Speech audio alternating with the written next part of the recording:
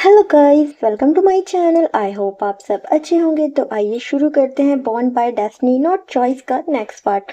Previous part में हमने देखा था वांग जी जो कि बिल्डिंग पे टॉप बिल्डिंग पे रूफ पे था। अब उसके आगे वांग जी जो फ्लोर पे गिरा हुआ होता है, वहां विंग आता है। विंग जो कि बहुत ज्यादा गुस्से में था। वहां पे बहुत तेज बारिश हो रही थी। वांग जी जिसकी आंखों में आंसू थे और वांग जी कहते हैं, सर सर मेरा बिलीव कीजिए, मैंने ये सब नहीं किया। मुझे मुझे नहीं पता ये सब किसने किया। वांग जी जो कि बस रो रहा था। वीर कहता है, तुम्हें नहीं पता? तुम तुमने तुमने ये सब जानबूझ के किया है। तुमने मुझसे बदला लिया है। वांग जी कहता है, सर मैं आपसे कैसा बदला लूंगा। विंग जो कि गुस्से में वांग जी को घूरता है और कहता है, तुमने बदला ही तो लिया है ना, मैंने जो तुम्हारी इंसल्ट करी थी। वांग जी कहते हैं, नहीं सर, आप गलत सोच रहे, मैंने ये सब नहीं किया, मैंने नहीं किया है। विंग कहता है, तुमने नहीं किया तो किसने किया?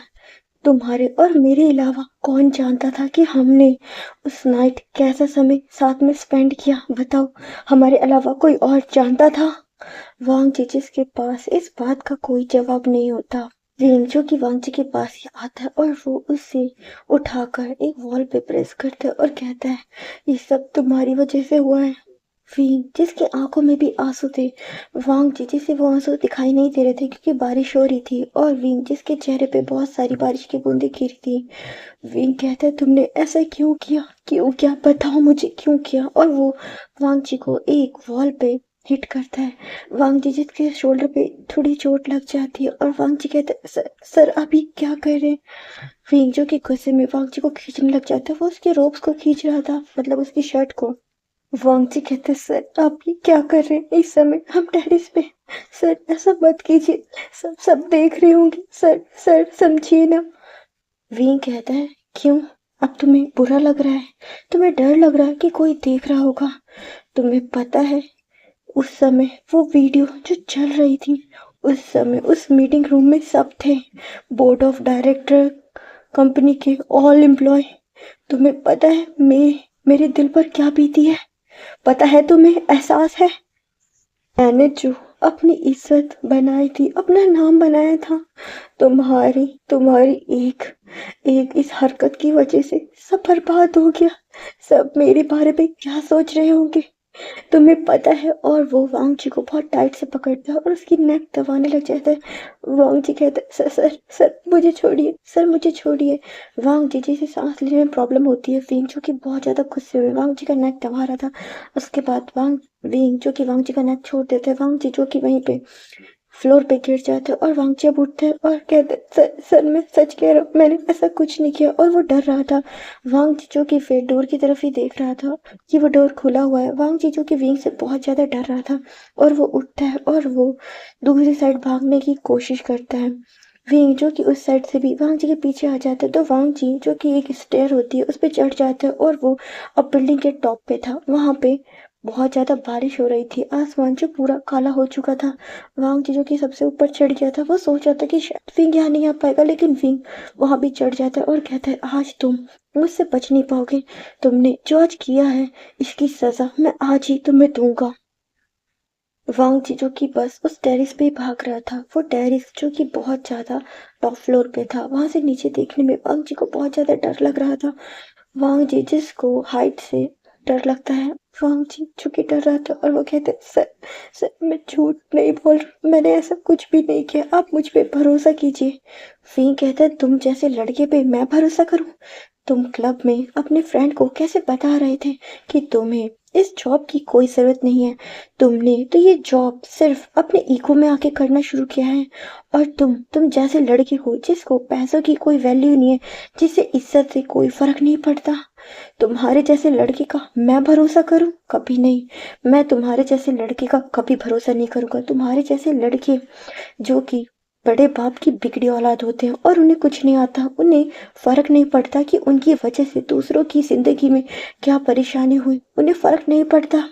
मैं तुम्हारे जैसा बिल्कुल नहीं हूँ। मैंने बहुत मेहनत करके अपना ये नाम बनाया था, अपनी इज्जत बनाई थी। तुम्हारी वजह से आज मेरी इज्जत जो सरेआम बर्बाद हो गई। तुम्हें थोड़ा सा भी इसका रिग्रेट है? वांग जी कहते, सर इस बात का मुझे भी दुख है। मैंने ये सब नहीं किया, आप मेरी बात का भरोसा कीजिए, मैं झूठ नहीं बोल रहा। विंग कहता है उस दिन तुम ड्रंक होकर मेरे पास आए, मैंने तुम्हें कितना रोकने की कोशिश करी लेकिन तुम नहीं माने, तुम मुझ पे हावी हो गए और हमारे बीच वो सब हो गया। और तुमने तुमने उसको रिकॉर्ड किया। वांग जी कहते नहीं, नहीं सर, मैंने नहीं रिकॉर्ड किया, मुझे तो कुछ याद भी नहीं था, मैं तो होश पे भी नहीं था। विंग कहता है तुम्हारा हर बार का यही है, तुम्हें होश में नहीं रहते हो। तुम ऐसा कितने बॉयज के साथ कर चुके हो, नशे में ना रह के नशे में होने का दिखावा करते हो, दूसरे का फायदा उठाते हो और फिर एक मासूम बच्चे की तरह ये जताते हो कि तुम्हें तो कुछ पता ही नहीं था, तुमसे तो ये सब अनजाने में हुआ है और दूसरे पर्सन ने तुम्हारा फायदा उठाया है। वांग जी कहते नहीं सर, ऐसा ऐसा नहीं है, वो बस एक गलतफहमी थी, मेरी फ्रेंडों ने मुझे बस एक टास्क दिया था जो कंप्लीट करने के लिए मैंने वहाँ ड्रिंक करी, मैं ऐसा नहीं हूँ, मैंने किसी के साथ कभी ऐसा कुछ नहीं किया सर, सर मेरी बातों का भरोसा कीजिए। विंग जो कि वांग जी के पास आता है और उसे एक बहुत तेज स्लैप देता है जिससे वांग जी जो कि वहीं फ्लोर पे गिर जाता है और वांग जी जो कि अपना हाथ को अपने चिक्स पे रख लेता है, उसके लिप्स के पास से जो कि ब्लड निकल रहा था। विंग ने बहुत तेज थप्पड़ वांग जी को दिया था।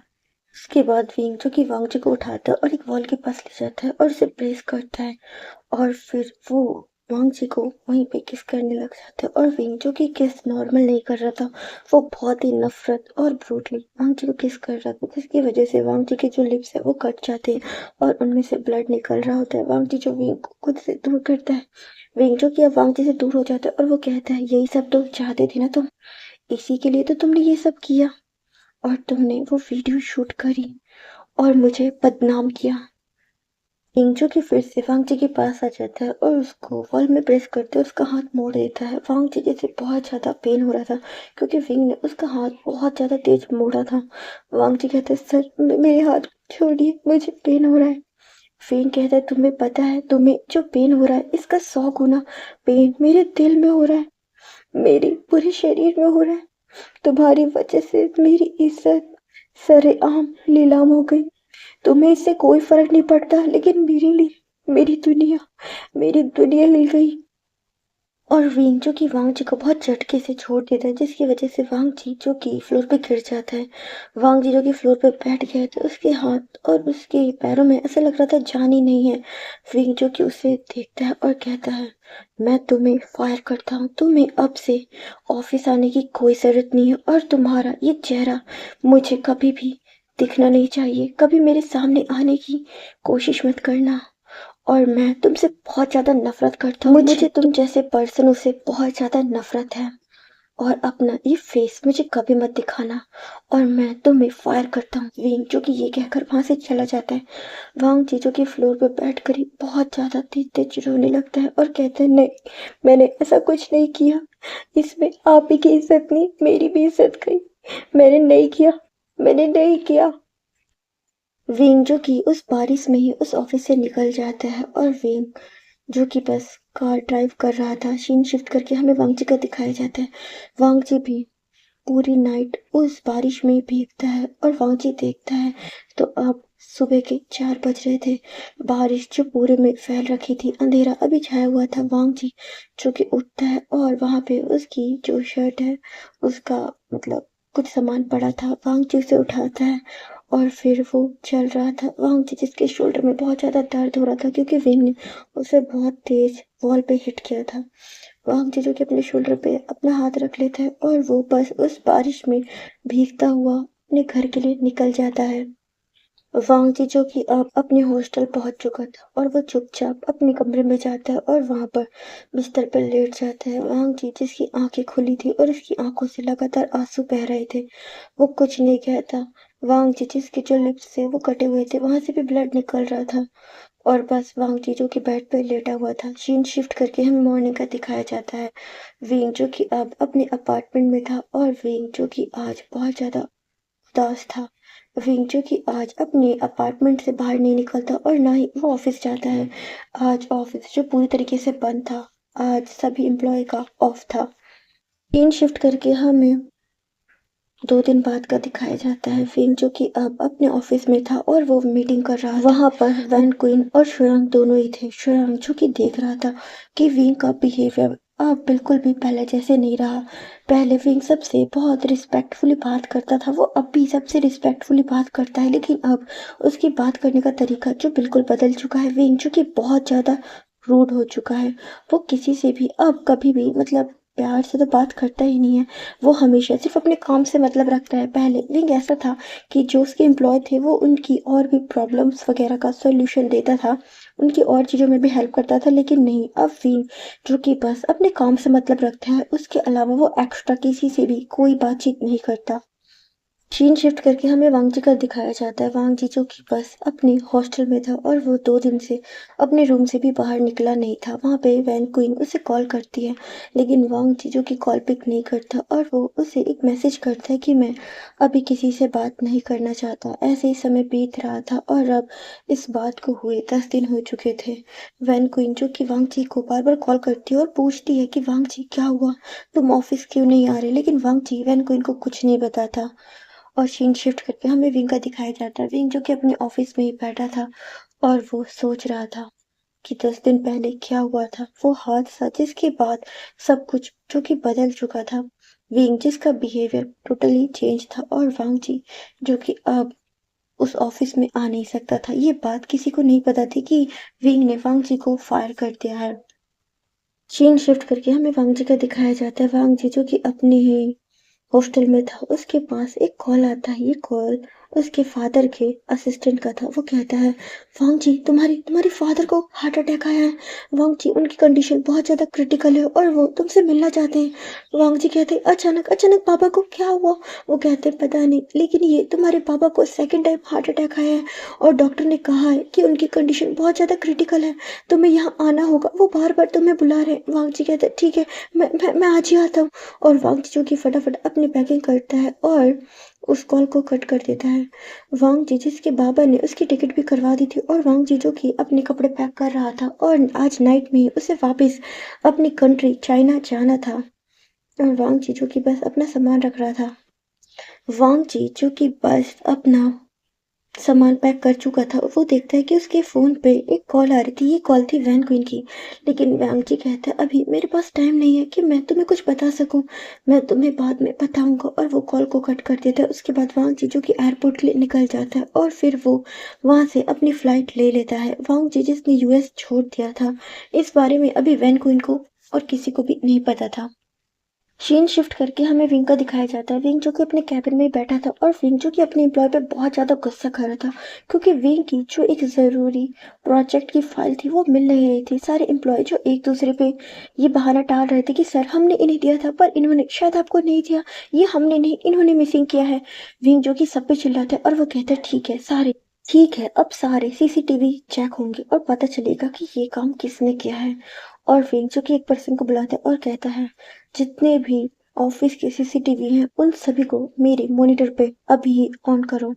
और वो पर्सन वो ऑन कर देता है। विंग जो कि बहुत सारी फुटेज देखता है बट उसे उसके बारे में कुछ भी नहीं पता चलता है। विंग कहता है, कुछ दिन पहले की लगाओ, प्रीवियस डेज की लगाओ। और वो 5 डेज पहले की जो रिकॉर्डिंग है वो चला देते हैं, लेकिन उसके बाद भी ये फाइल नहीं मिलती है। एक एम्प्लॉय आता है और वो बताता है कि बॉस, वो जो फ्रेशर पार्टी थी उससे पहले ये फाइल मिसिंग हुई थी, तो हमें उससे पहले की ही रिकॉर्डिंग देखनी चाहिए। विंग कहता है, ठीक है, उसे ऑन करो।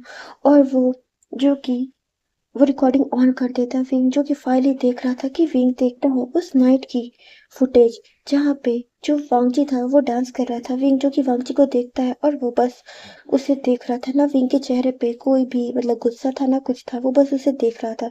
उसके बाद वो और भी फुटेज देखता है। उसे अभी तक वो फाइल के बारे में पता नहीं चला था। वहाँ पर एक और फुटेज चलने लग जाती है। विंग जो कि उस एम्प्लॉय को कहते हैं, तुम जाओ, ये आगे की फुटेज मैं खुद ही देख लूंगा। वो एम्प्लॉय कहता है, यस बॉस, और वो वहाँ से चला जाता है। उसके बाद विंग जो कि सारी फुटेज देख रहा था, विंग देखता है कि वहाँ पर जो शोयांग था उसके पास एक ड्रिंक थी और वो उसमें कुछ मिला रहा था। उसके बाद उसने एक नोट लिखा और एक वेटर को वो ड्रिंक दी और वो इशारा वांगजी की तरफ कर रहा था कि जाकर उसे ये देकर आओ। विंग जो कि सारी फुटेज देख रहा था, उसमें वॉइस तो थी नहीं, लेकिन विंग जो कि उनके इशारों से ही समझ रहा था।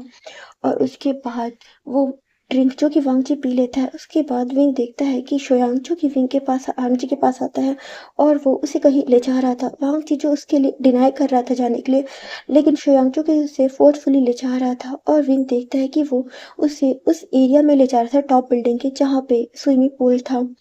और फिर वो वांग जी के जो शर्ट है उसे ओपन करना शुरू कर देता है। ये सब कुछ सीसीटीवी में रिकॉर्ड हो गया था। और विंग देखता है कि जैसे वो साइड आया, जो शोयांग था वो वहां से भाग गया। और वांग जी इस समय पूरा ज्यादा ही उस ड्रिंक के जो नशे में था वो आ चुका था।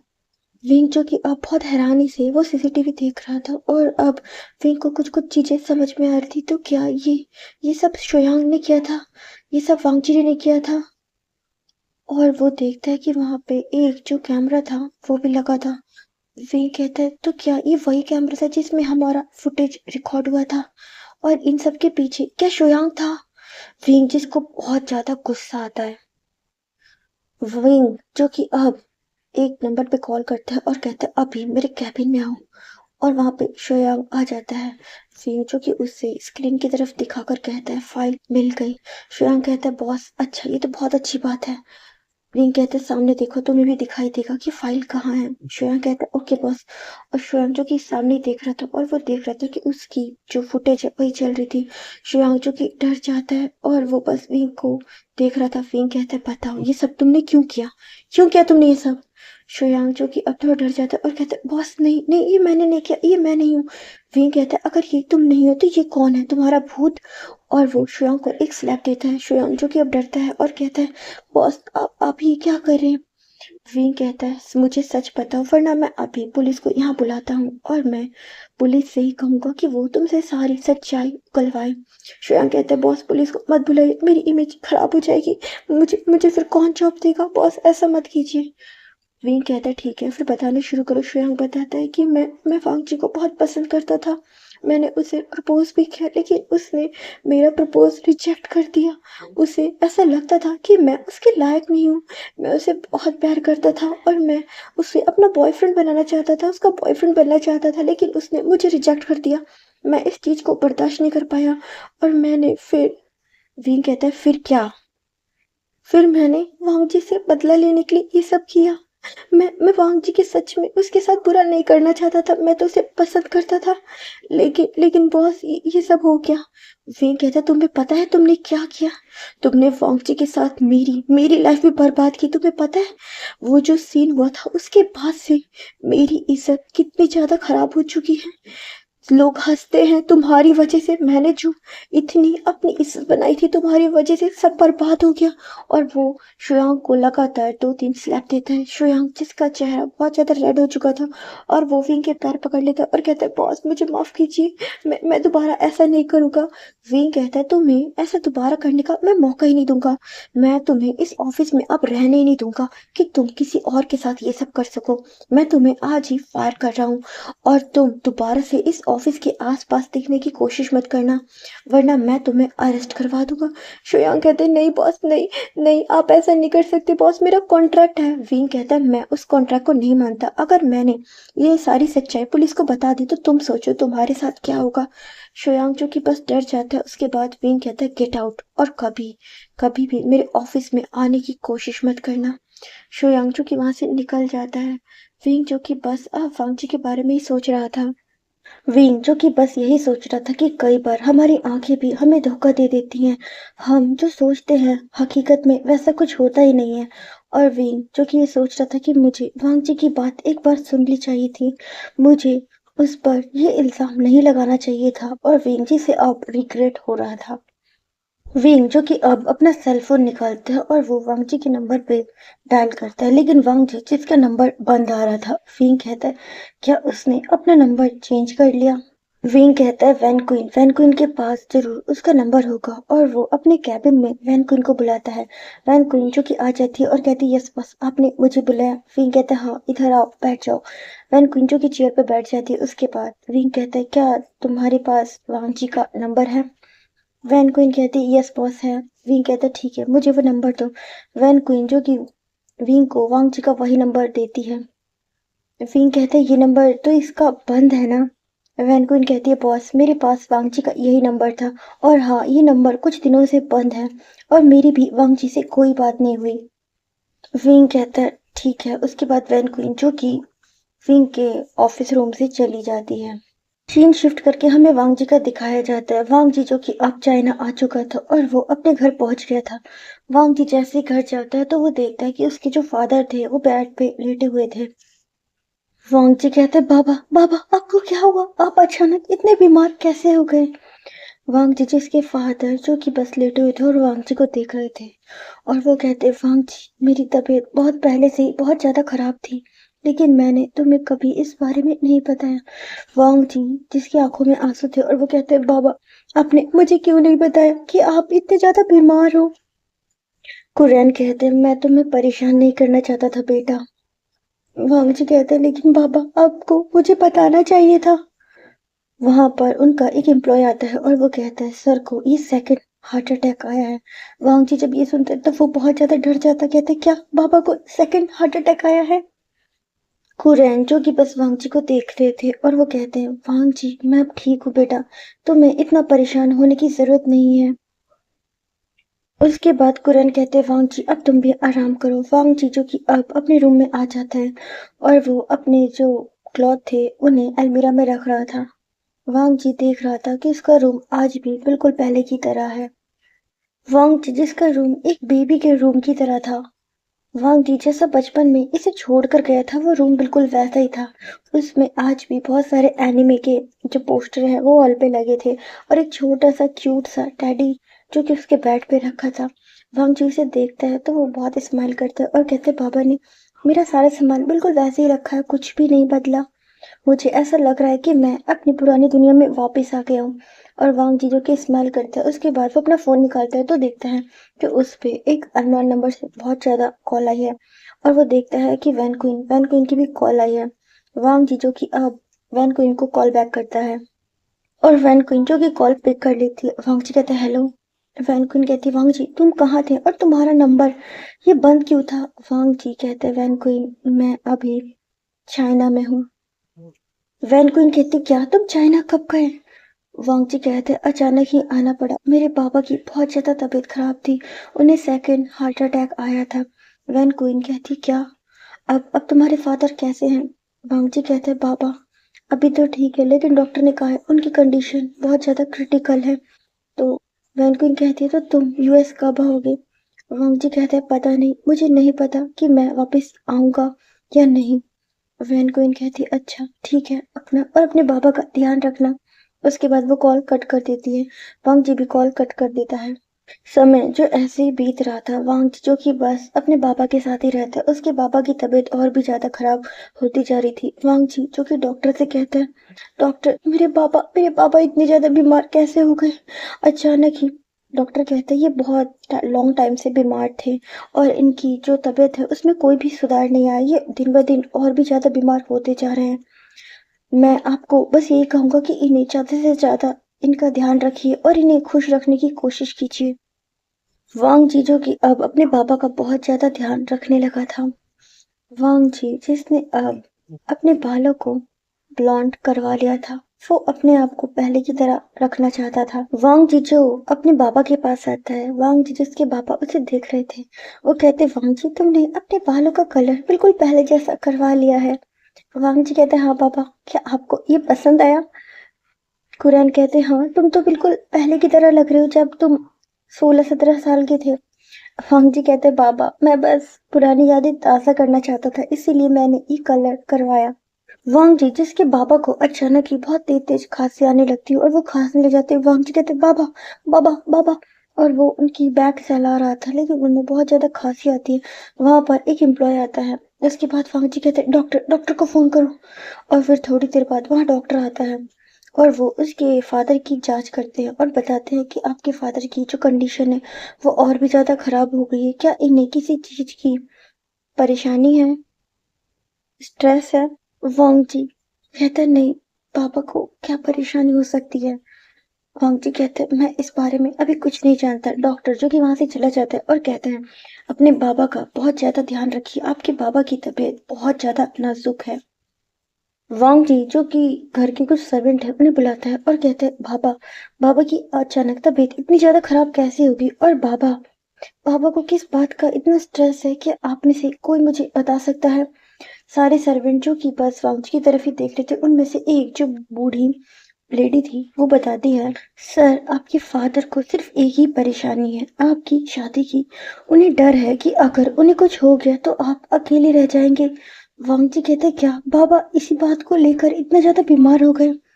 वो लेडी कहती हाँ, वो हमेशा इस बारे में सोचते कि अगर उनको कुछ हो गया तो उसके बाद आपका क्या होगा, आप अकेले रह जाएंगे, और इसीलिए वो आपकी शादी शादी के बारे में सोचते हैं।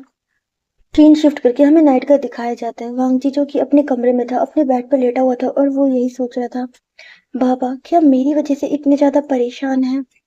बाबा चाहते हैं कि मैं शादी कर लूं, पर मैं जिससे शादी करना चाहता था या जिसे पसंद करता था वो तो मुझसे नफरत करता है, तो मैं शादी किससे करूं।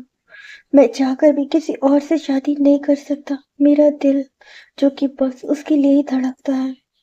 और वांग जी जो कि यही सोच रहा था।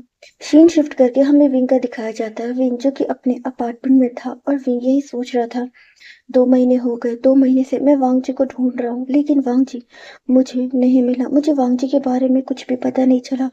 मुझे ये तक नहीं पता कि वांग जी कहाँ है। मैंने उसके हॉस्टल जाकर भी देखा लेकिन वहां पे भी कोई नहीं था। वांग जी तुम अचानक ही कहाँ गायब हो गए। क्या मेरी बातों का तुमने इतना ज्यादा बुरा मान लिया कि तुम अब कभी भी मेरे सामने नहीं आओगे। विंग कहता है, जानता हूँ मैंने गलती की है लेकिन मैं तुमसे माफी मांगना चाहता हूँ, और मैं तुमसे कुछ कहना चाहता हूँ, तुम्हें कुछ बताना चाहता हूँ। जब तक तुम साथ थे तो मुझे कभी भी ये एहसास नहीं हुआ, लेकिन जब से तुम मुझसे दूर गए हो मुझे भी अब ये एहसास हुआ कि मैं भी तुम्हें पसंद करता हूँ। मैं कहता था कि मैं गे नहीं हूँ लेकिन मुझे भी एक लड़के से प्यार हो गया। मुझे नहीं पता कि ये कब हुआ, लेकिन अब मुझे भी तुमसे प्यार हो गया और अब मैं तुम्हारे बिना नहीं रह पाऊंगा। मुझे तुम चाहिए वांग जी, मुझे तुम चाहिए। सीन शिफ्ट करके हमें वांग जी का दिखाया जाता है। वांग जी जो कि अपने रूम में ही बैठा था, वहां पर उसके बाबा आते हैं और कहते वांग जी मुझे तुमसे एक बात करनी थी। वांग जी कहते जी बाबा अंदर आइए।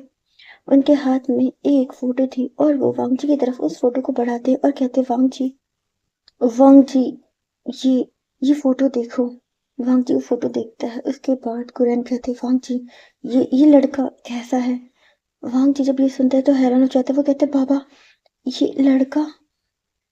कुरैन कहते हाँ वांग जी तुम्हारी शादी के लिए। वांग जी कहते लेकिन बाबा मैं भी तो लड़का हूँ। कुरैन कहते हाँ लेकिन तुम्हारी शादी एक लड़के से ही होगी। वांग जी कहते बाबा लेकिन ऐसा क्यों। कुरैन कहते वांग जी क्या तुम भूल गए। कुरैन जो बताते हैं वांग जी का एक सीक्रेट, कि वांग जी है तो लड़का लेकिन उसके अंदर फीमेल वाली बॉडी भी है और वो भविष्य में बेबी कैरी कर सकता है। वांग जी जो कि ये सब कुछ वहां जाके यूएस में भूल चुका था। वांग जी को ये सब पता था लेकिन वो अभी ये सब कुछ भूल चुका था।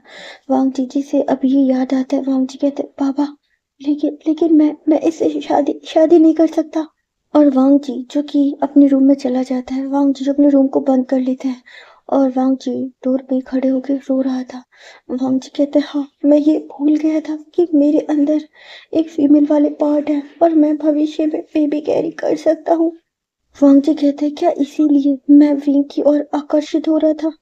मेरे अंदर विंग को लेकर ऐसी फीलिंग आ रही थी। और वांग जी जो की सब बातें कर ही रहा था कि अचानक वांग जी से वोमिट आने लग जाती है और वांग जी जो कि भागता है, अपने मुंह पे हाथ रखते हैं और वो वॉशरूम की ओर भागता है। वांग जी जो कि वोमिट कर रहा था कंटिन्यू, उसके बाद वो आता है और कहता है अचानक मुझे क्या हुआ, ये वोमिट इतनी ज्यादा, क्या क्या मैंने कुछ गलत खा लिया। वांग जी जो कि बस यही सोच रहा था। सीन शिफ्ट करके हमें नाइट का दिखाया जाता है। वांग जी जो कि आप अपने रूम से बाहर आते हैं तो वो देखते हैं कि उसके बाबा जो कि गार्डन में बैठे थे और शायद उनकी आंखों में आंसू थे। वो खुद से ही एक फोटो को देख के बातें कर रहे थे। वांग जी जो कि अब उनके पास ही आके खड़ा हो जाता है लेकिन उसके बाबा को ये नहीं पता था। कुरैनचो कहते हैं मुझे माफ करना लैनी, मैं तुमसे किया हुआ वादा पूरा नहीं कर पाया। मैं वांग जी की अपने जीते जी शादी नहीं करवा पाया। मुझे नहीं पता कि मैं कब मर जाऊं, लेकिन वांग जी तो शादी करना ही नहीं चाहता। मैंने जो बॉय वांग जी के लिए पसंद किया है, वो मैंने नहीं उसके वो मैंने नहीं उसके ग्रैंडफादर ने उसके लिए पसंद किया था, उसके जन्म होने के बाद ही। क्योंकि हमें डर था कि वांग जी के अंदर जो कि एक फीमेल वाले पार्ट्स हैं, कल को कौन वांग जी से शादी करेगा? क्या कोई लड़की वांग जी से शादी करेगी? नहीं। तो फिर जो मेरे फादर थे, उनके एक दोस्त ने कहा कि वो वांग जी की शादी अपने बेटे से करवाएंगे, और वांग जी का जो रिश्ता था वो तय हो गया। वांग जी जिसके बारे में कुछ भी नहीं जानता था, और मैंने वांग जी से कहा कि वो शादी कर ले, लेकिन वांग जी ने साफ मना कर दिया कि वो उससे शादी नहीं करेगा। मुझे माफ करना, मैं अपना वादा नहीं निभा पाया, ना तुमसे ना बाबा से। बाबा चाहते थे वांग जी की शादी उस लड़के से ही हो, लेकिन वांग जी जो कि उससे शादी नहीं करना चाहता। मुझे माफ करना, मैं तुम दोनों की आखिरी इच्छा पूरी नहीं कर पाया। और ये कह के वो रो रहे थे। जी, जिसकी आंखों में बहुत सारे आंसू थे, और वो फिर वहां से भागकर अपने रूम में जाता है और आकर बेड पे गिर जाता है और कहता है, मैं बाबा को रोता हुआ नहीं देख सकता। बाबा की तबीयत कितनी ज्यादा खराब है। मैं नहीं चाहता वो मेरी वजह से और रोए। मैं नहीं चाहता, लेकिन मैं विंग को पसंद करता हूँ, और मैं किसी और से शादी नहीं कर सकता। मेरा दिल इस चीज के लिए मान नहीं रहा, पर मैं क्या करूँ? मुझे माँ और ग्रैंडपा की आखिरी इच्छा भी पूरी करनी है। मैं क्या करूँ? मुझे कुछ समझ नहीं आ रहा। और वांग जी जिसकी जो टमी है उसमें हल्का पेन होता है। वांग जी जो कि अपने हाथ अपनी बैली पर रख लेता है और कहते हैं, मुझे ये क्या हो रहा है? 1-2 हफ्ते से मेरी टमी में बहुत पेन हो रहा है। मैं जो कि कुछ भी नहीं करता, लेकिन मुझे बहुत ज्यादा थकान थकान महसूस होती है। मैं बहुत जल्दी थक जाता हूँ, और मुझे ऐसा लगता है कि मेरे मेरे स्टमक में कुछ है जो कि अलग है। मुझे कुछ समझ नहीं आता।